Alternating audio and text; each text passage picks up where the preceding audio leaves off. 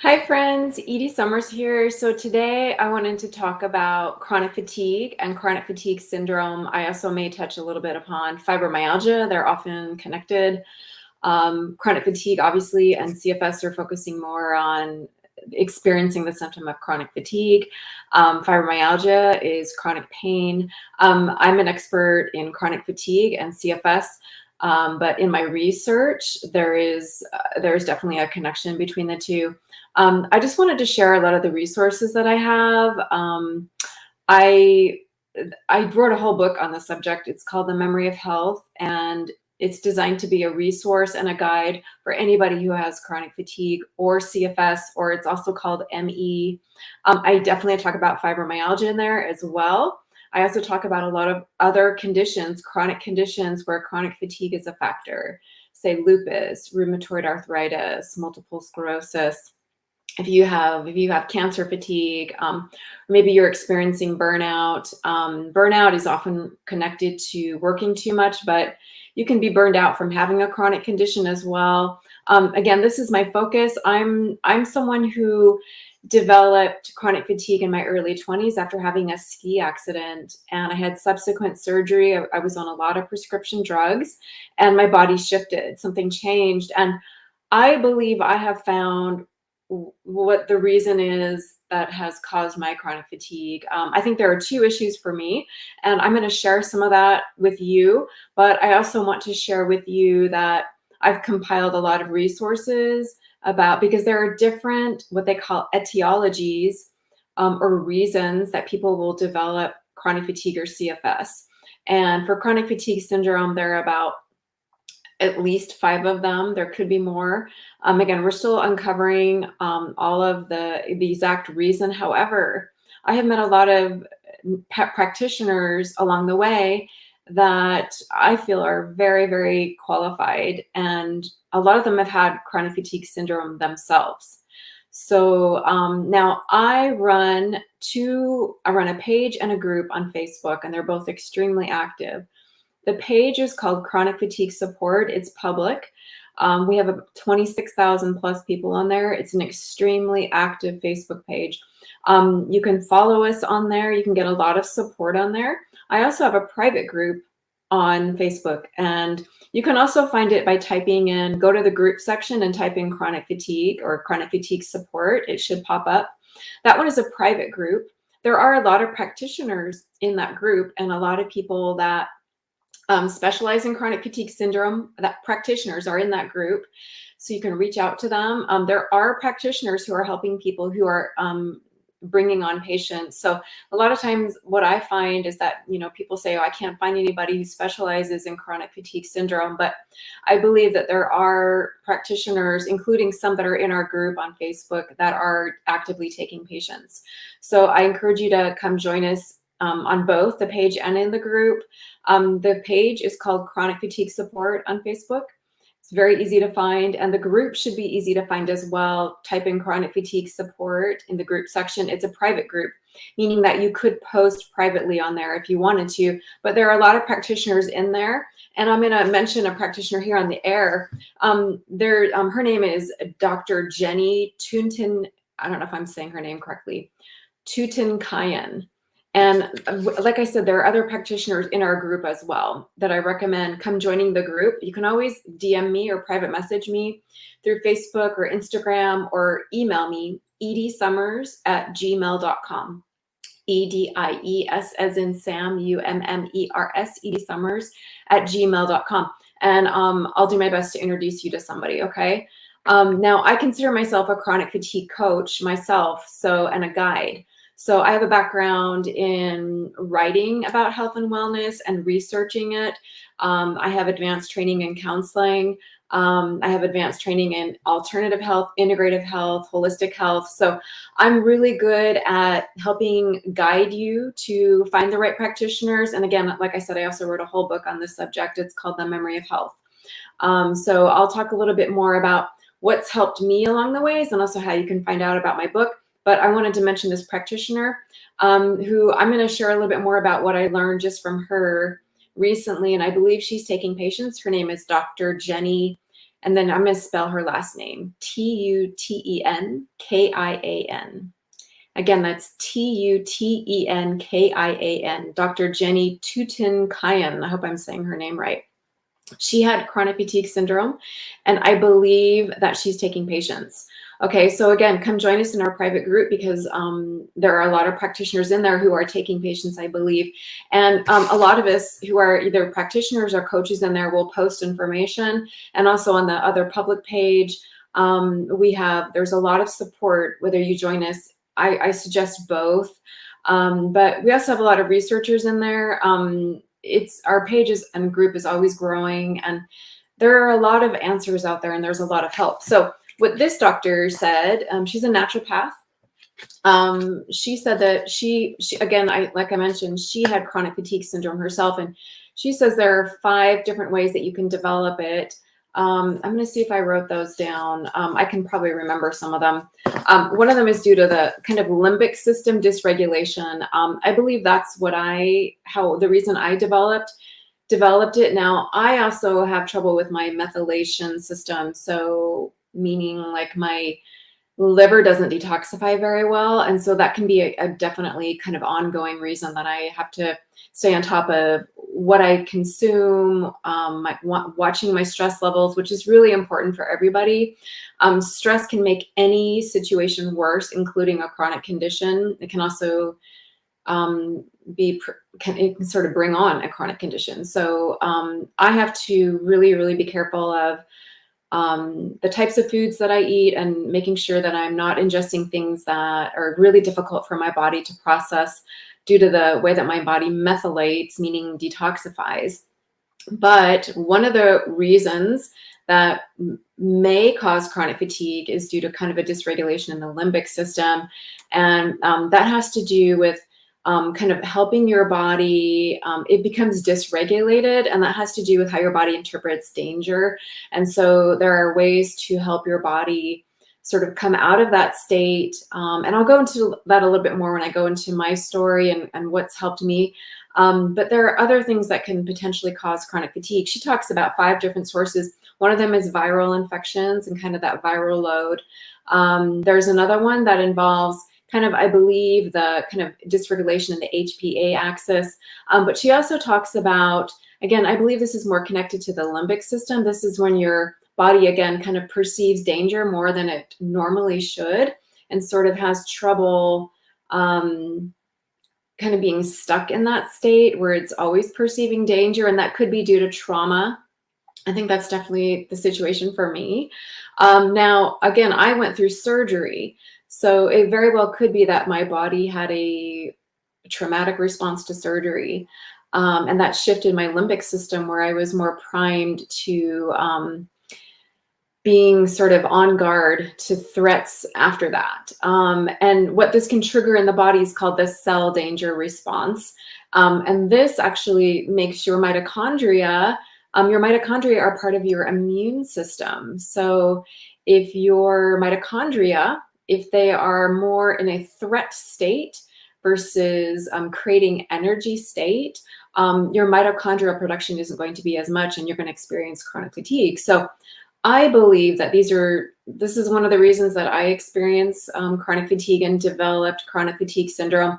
And also, like I was saying, I have a liver disorder where I don't process certain things like alcohol and caffeine very well, prescription drugs, things like that. So, but this doctor, again, I mentioned her name, Dr. Jenny Tutenkian. She's one of the experts that had chronic fatigue syndrome herself, and I believe she's taking patients. She was mentioning that there are really 5 different ways. I'm going to see, I think I wrote them down. I should know these. A lot of them I recognize just from my own research, but let me see if I wrote them down here. I may not have written them all down, but one of the other ones was the viral load. So let's say you have a virus, and then that can create like a fatigue syndrome in your body. There's kind of dysregulation of the HPA axis. And there were, I believe, 2 others that she mentioned that I can't think off the top of my head, but you could also Google her. And like I said, I believe she's taking patients. But I do cover a lot of these subjects in my book as well. So my hope for you is that whatever the reason is that you developed chronic fatigue, that you will begin to find answers for your situation. I cover so many different theories of chronic fatigue in my book. And here, I'm trying to fix my lighting a little bit. Can you see me? I did get a ring. Can you see it? I don't know if you can see that, but it's so hard to get lighting right here. That's okay. Here we go. Let's see. I'm going to try to move it over there. There we go. That's a little bit better. Okay, so in my book, I talk about so many different theories and potential causes of chronic fatigue. I definitely talk about the limbic system. I do believe, like I was mentioning, that this is potentially the reason I developed chronic fatigue. It really, these symptoms that are sort of part of the limbic dysregulation resonate with me. In addition to not being able to detoxify properly, that resonates with me. Your situation might be different. Your story might be different.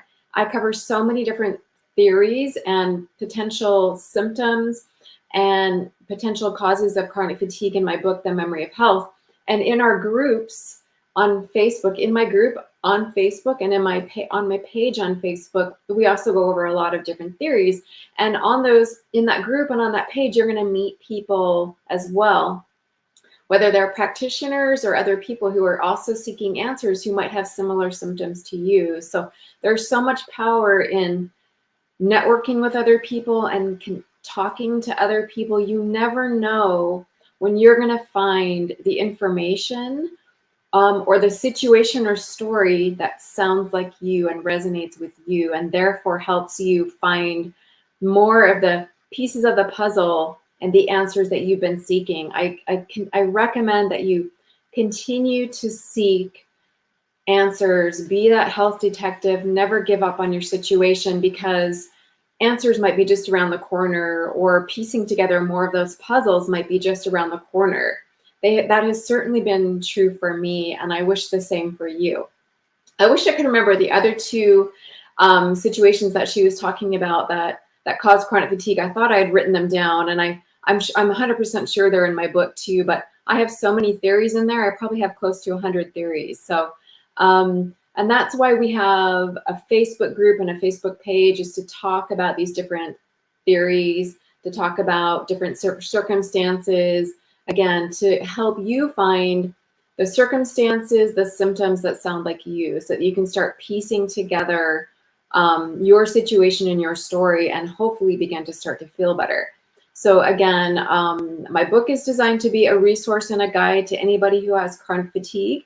Now that includes, of course, not only people with CFS and chronic fatigue, but if you have fibromyalgia, I've learned along the ways that those can be very similar. A lot of times, sometimes people have, when they have fibromyalgia, you tend to have chronic fatigue as well as chronic pain. So it can be, I was actually diagnosed with both. I tend to relate more, not that I want to relate to it, but I tend to relate more to, I've had more of the experience of chronic fatigue versus chronic pain.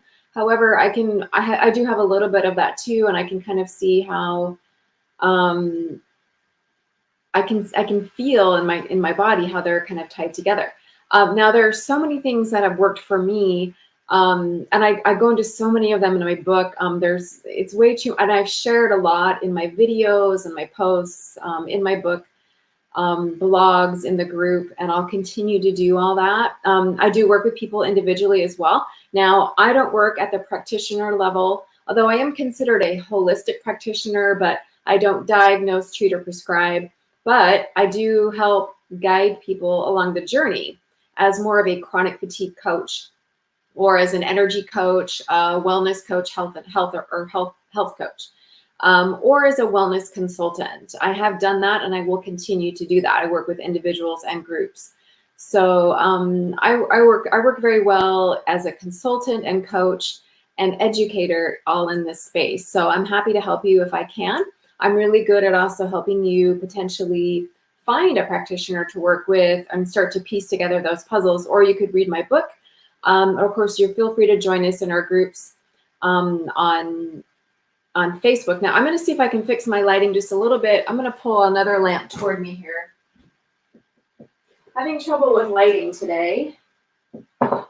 There's a lot of sun, but nonetheless, there we go. That's a little bit better. Okay, so just trying to get the lighting a little bit better here. But I wanted to share just, so these are some of the things that have helped me heal in my journey. Now, my situation and my journey is going to be different than yours. Now, I want to share that the subtitle of my book is called A Journey to Wellbeing. So it's called The Memory of Health, A Journey to Wellbeing. I'm going to show you, my book is actually right here. And you can see it's very detailed. The Memory of Health, A Journey to Wellbeing.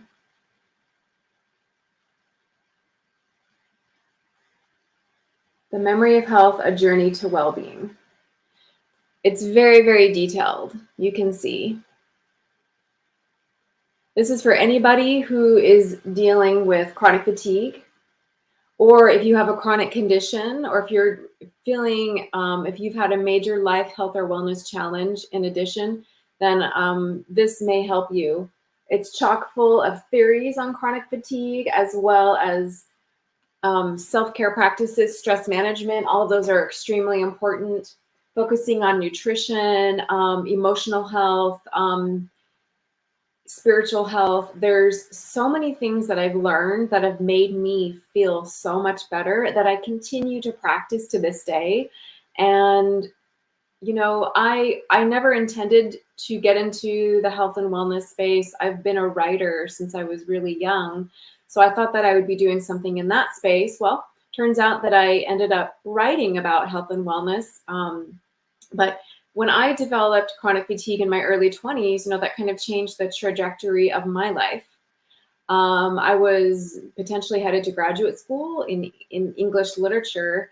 But after I developed chronic fatigue, you know, I'm someone that used to have a lot of energy and I was extremely active. Now things I've gone through stages of being able to be active and not active. And like I said, I'll share a little bit with you about what's worked for me. And I have found, I believe, some of the best things that work for me, and I'll share some of those with you. But developing health issues and fatigue issues in my early 20s really changed the trajectory of my life. So instead of going to graduate school in English literature, I got very burned out on school. I kind of felt like I had gotten to the point where I had taken one too many classes on Shakespeare. Now, I love Shakespeare, and I will always love Shakespeare, but I kind of felt like I was just burned out, and I was ready to kind of enter the workforce, even though I wasn't kind of going down the English literature path anymore. I was also really into modern dance and dance. So I was a modern dance major for a while as well before I switched to English literature. But I was really someone who had a lot of energy. If I was a dancer, I had a lot of energy. And then I broke my knee on a ski accident when I was 22, I believe. So I was really young. And it really stopped me in my tracks.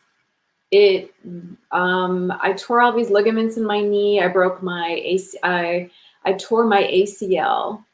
And I had to have surgery, and my life just did a complete 180, and everything changed for me. I was exhausted all the time. I couldn't use my knee properly. It took me like a year to rehab my knee. Everything changed. My health changed. Everything changed. And of course, I got very, very interested in what could make me feel better. So I went from getting a degree in English to getting into the natural foods industry because I was looking for answers for my health issues. So I kind of started figuring out when I was in physical therapy that I wasn't responding very well to a lot of the prescription painkillers. Now, I'm grateful that I had them because it was very painful to go through surgery, very, very painful. But I also had to take 6 to 8 ibuprofen a day in physical therapy. And after a while, I was working through scar tissue in my knee. I could only get my knee, even with physical therapy, after 9 months, I could only get it to about 90 degrees. So 90 degrees right there. That's as far as I got after 9 months in physical therapy. And they told me that's as far as you're going to get with your knee. That's what they told me. And at the time, I was also a dancer. I was actually a professional dancer at that point. I was in a dance company. I also like I said, I was a modern dance major, but I grew up taking ballet, modern dance, contemporary dance. I was doing international dance as a professional dancer. And so to be told that my knee was going to stop right here, and that's as much movement as I could get, 90 degrees, was really disheartening. And I made a promise to myself to find a way to get my knee to get full range of motion back in my knee, despite what I was told in physical therapy. Now, I'm not knocking what happened in physical therapy at all. I'm very grateful for the physical therapists that helped me. But I really had to find it in myself to find my own answers. And of course, I was also experiencing chronic fatigue. I was exhausted. I was sleeping all the time. I would sleep 10 to 12 hours a day, and I still didn't feel good when I would wake up. So hang on, I'm going to switch the light a little bit more, and I'm going to share more about my story and also what has helped me. And I'm hoping you will find some things that help you. I'll be right back. I'm just going to shift this just a little bit more. Okay. I have a lot of light on here, you guys. I'm hoping some of this light works. This is about as light as I can make it. That's okay. It's not too bad. So yes. So I went seeking answers, and I was also, they had me on, like I said, about 6 to 8 ibuprofen, and I started, they had told me, okay, now we need to put you on a prescription anti-inflammatory because the 6 to 8 ibuprofen isn't working to help reduce the inflammation in your knee so you can work through more scar tissue. So they put me on a prescription anti-inflammatory that is very similar to, if not identical to, what you can get over the counter called Aleve. And I had a really horrible reaction to it. I got super depressed, and I was still in school at this point. And I didn't go to school for a week. I was so, I could kind of feel what it would feel like to be extremely depressed. So depressed that you wouldn't want to get out of bed. I had to force myself to go to school to get some homework. And I knew very, very quickly and right away that I should not be on that drug. So I took myself off the drug, and I stopped taking all the ibuprofen. Now I still use some ibuprofen to this day occasionally. A little bit helps me actually, but taking 6 to 8 a day, and in addition taking that or taking 6 to 8 a day for 9 months, and then after that being switched to, I think it was called naproxen. My body was super out of whack. In addition to the fact that I was trying to get my scar tissue down in my knee, and in addition to having chronic fatigue, and just everything was haywire. My health was haywire. So I took myself off that prescription drug, and I went to see a naturopath. It was my first time seeing a naturopath. I was desperate for answers. I was desperate to try anything. And I had a very, very strong feeling that for me, prescription drugs or pills, things like that, weren't working. So I was looking for other answers. And I walked into the naturopath's office, and I go over all this in great detail in my book. The first part of my book is a memoir. So I talk about my experience. I had really two major bouts with chronic fatigue. One is this story that I'm sharing, and then I got much better in my 20s. And I'll share kind of what helped a little bit in my 20s. And then I had another major crash after a very violent marriage. I was in an abusive marriage, domestic violence, in my early 30s, and my body crashed again after that. And it took me a lot longer to climb out of that hole. But I did get a lot better in my 20s, because when I saw the naturopath, he recommended arnica for my knee. He recommended certain anti-inflammatories that came from like fruit enzymes, like papaya, things like that. Devil's claw, which is an herb. Now, anything that I say is, you have to take with a grain of salt. You should always work with a practitioner, or just understand that I'm not diagnosing you, treating you, or prescribing to you. Very, very important. But what he recommended sent me into a natural food store. And I have to tell you, when I walked in there, I felt like I was walking into this whole new world, and I felt hope. And I took what he recommended. He had made an ointment for me for my knee to help bring down the inflammation. There was arnica in it, and I think there were some other things in it. I had an incredible experience with him. He really took his time to listen to my story and get to know me. And then also the supplements that he recommended that I picked up in the natural food store also made a huge difference. And long story short, I was able to get all of my range of motion back in my knee, all of it eventually. And I believe that really helped me. Getting off the prescription anti-inflammatory really helped me. Kind of taking my health into my own hands really helped me. And then the naturopath really helped me. And because of that experience, the fact that I was able to get my range of motion back in my knee was huge, because again, I was a dancer.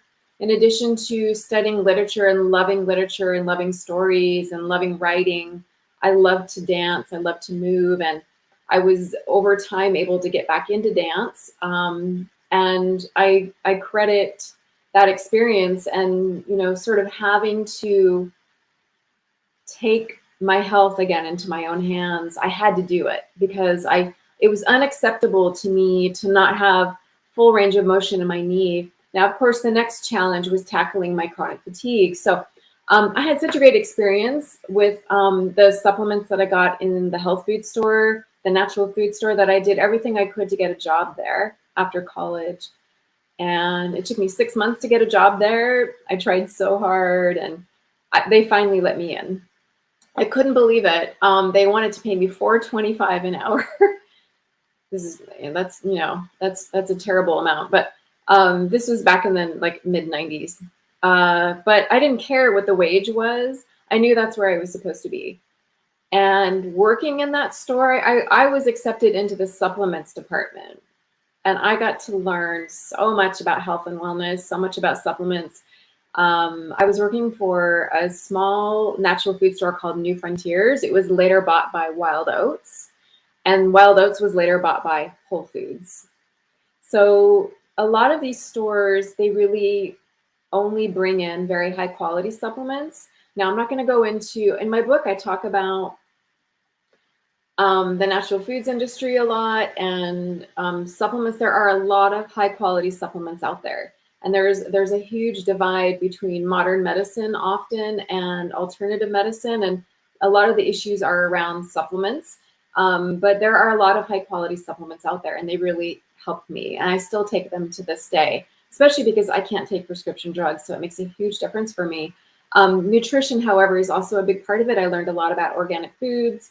I learned a lot about mindset and spirituality, and there was so much that I learned from working there, and my energy got better and better and better, to the point where I had some sleep issues still, and that could affect my energy levels, especially because I wouldn't allow myself to have any stimulants, because I thought that my body couldn't process them, like caffeine, chocolate, coffee, nothing.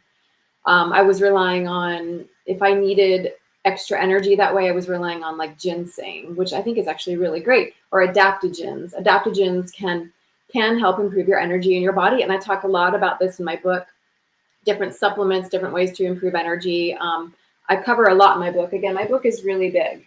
So it's like about 460 pages. Now you can leaf through it, and it has a very detailed table of contents page, so you can quickly jump to the information that you're looking for, whether it's theories on chronic fatigue. I have a whole chapter just on chronic fatigue and CFS, but I also have a whole chapter on nutrition and self-care and supplements. I have a whole chapter on wellness coaching, health coaching, spirituality, and I also have a whole chapter on toxins. Did you know, for instance, that people that have chronic fatigue syndrome where multiple chemical sensitivity might be one of the factors. That's a clue. If you have multiple chemical sensitivity and chronic fatigue syndrome or chronic fatigue, then you may have CFS or chronic fatigue because of a dysregulation in your limbic system, whereas somebody else may have chronic fatigue or CFS because they were exposed to a virus. Whereas somebody else may have it for another reason. Does that make sense? Like there are different, what they call etiologies, or different, reasons that people have chronic fatigue. So again, I go into great detail in my book. And again, my groups and pages, we're always helping each other.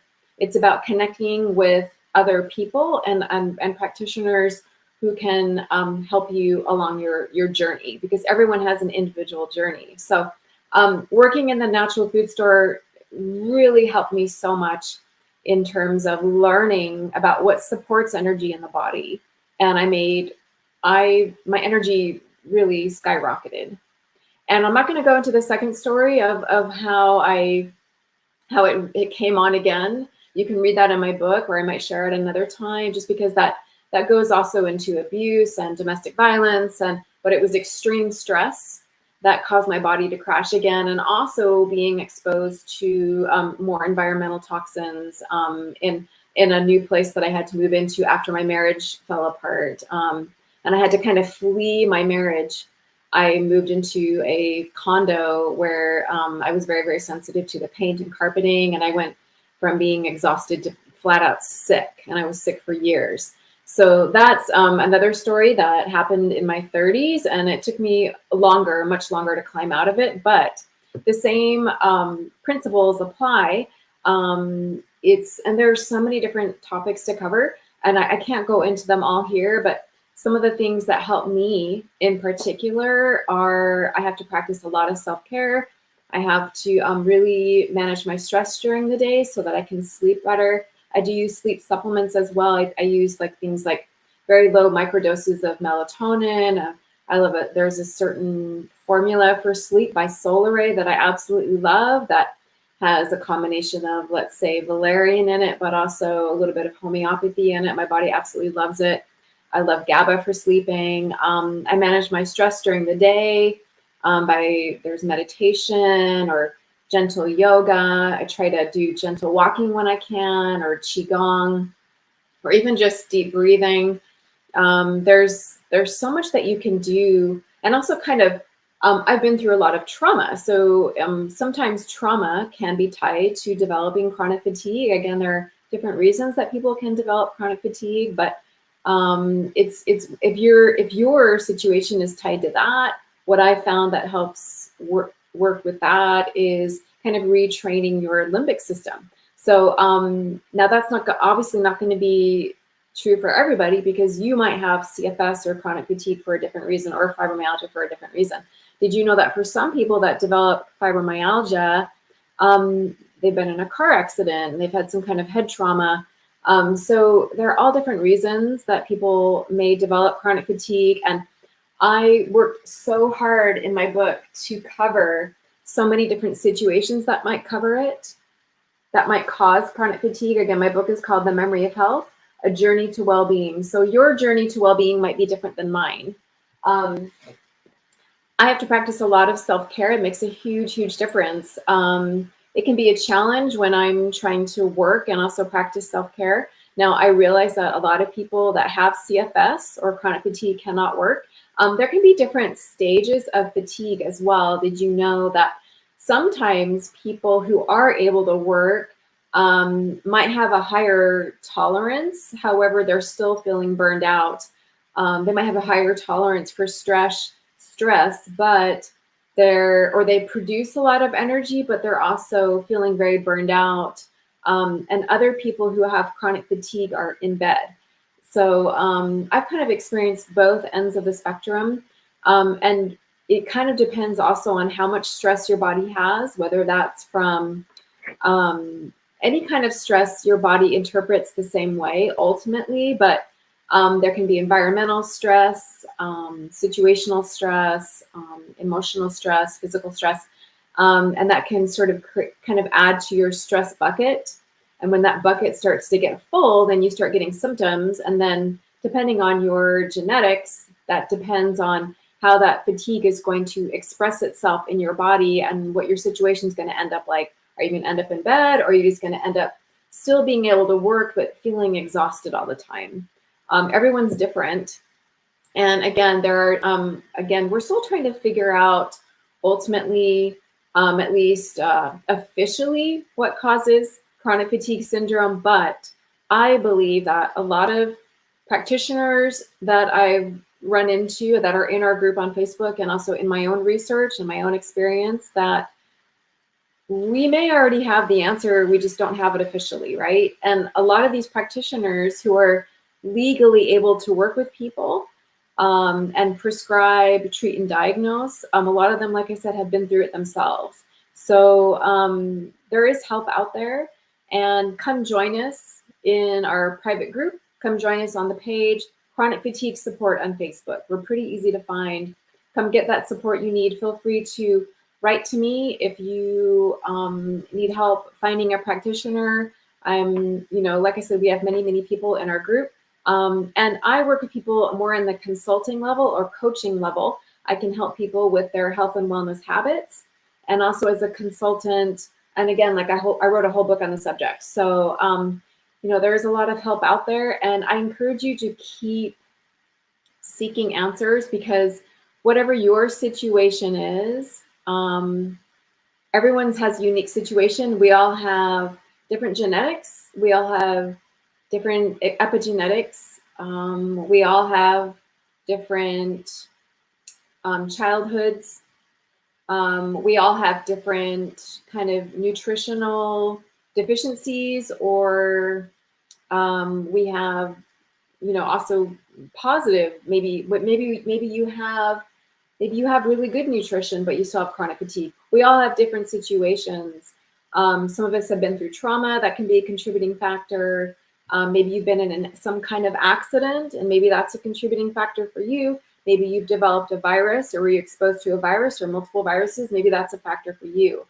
There are a lot of resources out there, and I believe that we are getting a lot closer, if not already there, to piecing together the puzzles. Just keep in mind that your situation is going to be different potentially from someone else, but you can find people with similar stories.